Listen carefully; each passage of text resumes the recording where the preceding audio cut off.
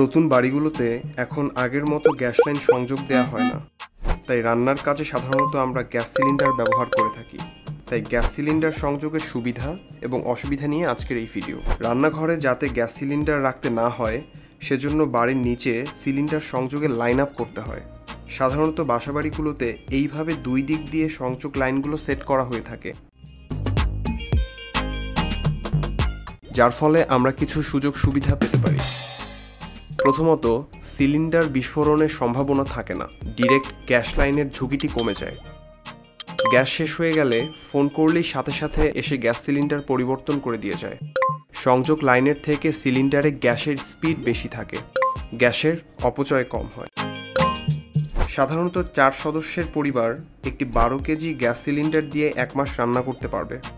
বর্তমান সময়ে গ্যাস সিলিন্ডারের দাম খুব ঘন ঘন পরিবর্তন হচ্ছে।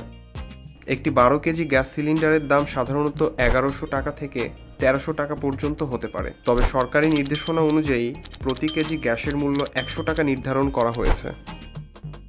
এখানে একটি বিষয় বলা বাঞ্ছনীয়, প্রতিবার সিলিন্ডার পরিবর্তনে 50 থেকে 80 টাকা সার্ভিস চার্জ দিতে হয়। সেক্ষেত্রে আপনি যদি বড় সিলিন্ডার ব্যবহার করেন, আপনার বারবার সিলিন্ডার পরিবর্তনের বাড়তি চার্জটুকু দিতে হবে না। গ্যাস সিলিন্ডার ব্যবহারের কিছু অসুবিধাও আছে।